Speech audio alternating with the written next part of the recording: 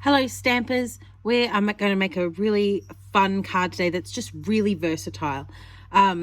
It's one that once you see how we've made it, I've made it with so many different stamps, so many different colors. It's just going to be one of your go-to. So let's get straight into it. Today we're using Simply Fabulous, which is one of the new sets that have just come out. It's a lot of fun to use, nice solid shapes. There's a lot of versatility here. If you jump on Pinterest, there are lots of solid Stampin' Up! Shapes and sets that will give you lots of inspiration from days gone by. There'll be slightly different flowers, slightly different arrangements, but definitely things to be inspired by.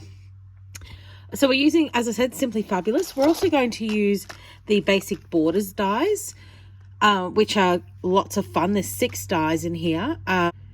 So there's zigzags, there's like a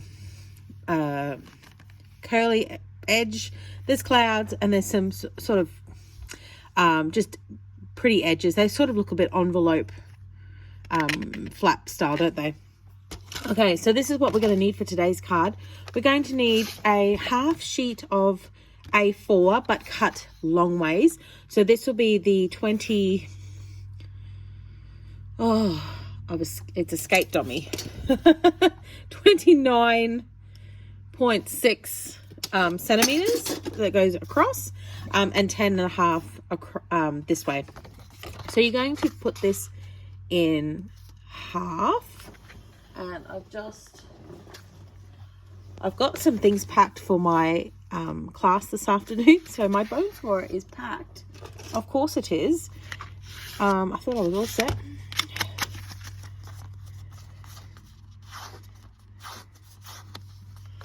That's all right. There are no mistakes. What we're going to do is make that on the inside.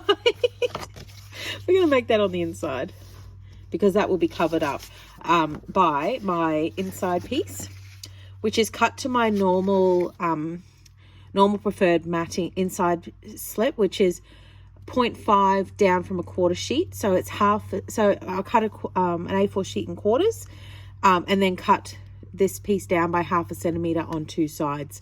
So I think it should be 10 by 14.4, I think. Okay, so that's going to be the inside. This piece is going, and see, look, we're not even going to see that little mark that I put in there. Trying to be all smart and use what I had in arm's reach. This piece is a full quarter sheet. So this one is from the same sheet that I cut down into quarters, but this one I didn't cut down by another 0.5 centimeter. So this, you can see that this is the full size. So I hope you can see that. Yes. Okay, so let's get started. So the first thing we're going to do is choose a border. So I like this one, but I had my team make this card yesterday, and someone did a really great one with this. So I'm going to use this one today. We're going to run it through the Stampin' Emboss machine. Now remember, please don't keep your card folded and put it through this way. You're going to end up with a very miniature card if you do that. We're going to run it through with the back folded out. And we're going to put it here at an angle. So just get my sandwich into play. Let's see, can I angle it? Oh, I can.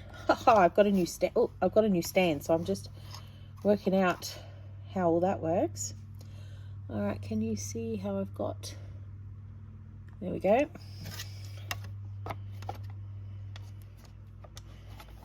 Okay. Oops. All right, guys. You know this is how I roll. It's all very... Oh, that works, or that doesn't work, or bumping the camera. All right. At least you know it's all authentic. It's all authentically me. All right.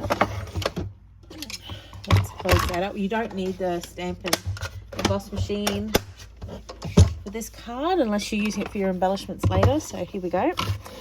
Just put this back. All right. So we've got this piece here with an overhang. Okay, and just so you can visualize the card, this white piece is going to become the new front. Okay, yeah. All right, so this is what we're going to do. Now that I've got my angle, I am going to offset this wide part here by putting my design down in this corner. That's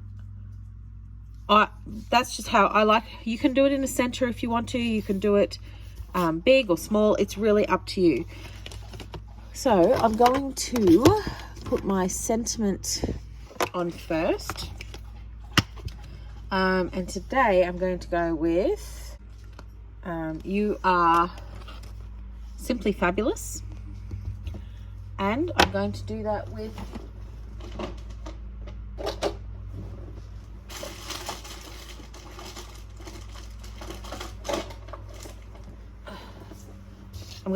with black ink.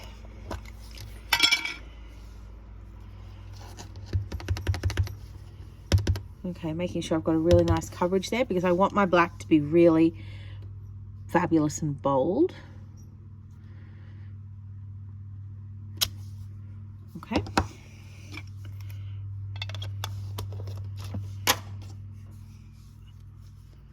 All right. Next, we're going to just take that away from the side. And remember, this is where you would do your inside and your envelope as well if you were crafting along with your own project.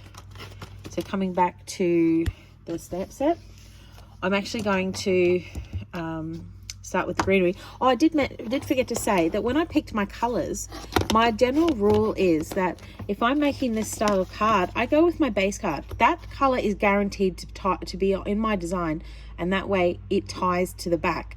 So this is Pacific Point card, so Pacific Point ink will become part of my my color scheme. I've just picked some other bright and cheerful colors there to go with it. Okay, so the greenery first. So I'm using Granny Apple Green. And remember, you can do whatever you like. This is your project, your design. I'm just going to put a piece of scrap under it.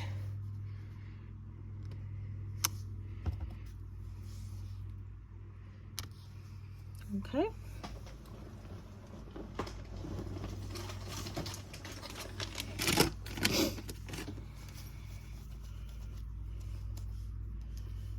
Oops. Okay, next I'm going to do a bit more greenery while I've got the green open. And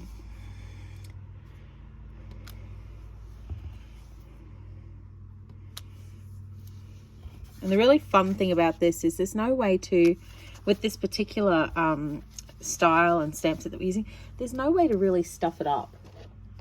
You know, as long as you don't drop the ink pad. And we've all seen me do it, haven't we? If you've come to one of my classes, you've seen me do stupid things like that.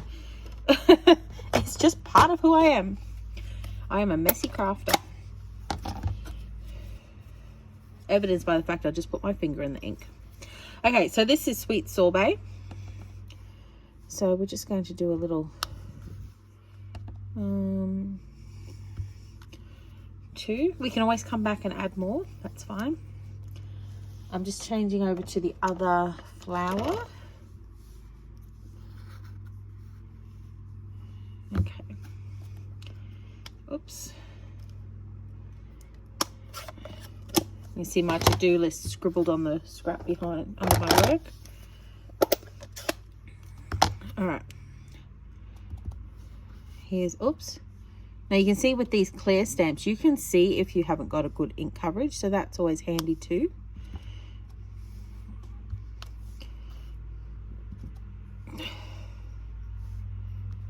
Okay.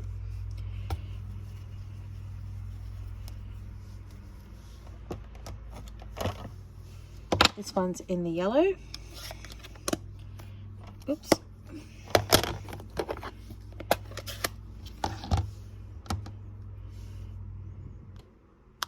So this one's in Daffodil Delight. I might just do one of those.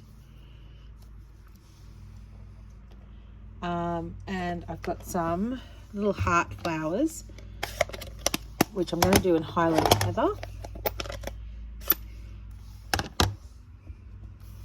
And the fun thing I figured out was that they match the ends of this greenery. So that one, but I'll also do a little bit off the side up here too. Just a little something. Okay, so there's the front. Just close that pad. It's going to be stuck to the flap here, like this. Okay. And the inside is going to go on the inside. And of course, as we all know, that's not the right envelope. This is the right envelope. And we'll do a matching envelope, and it just ties the whole project together. And here we have the finished card. So I've just adhered the front cover to the under the this flap and put the inside in with the matching envelope, and that's actually a really fun card to make up. Here's one I made earlier in the week in purple.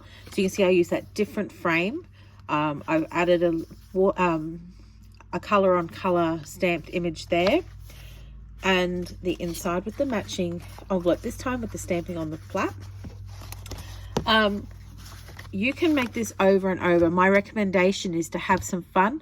I have done it with large image cards, so like a picture of a baby or an animal here.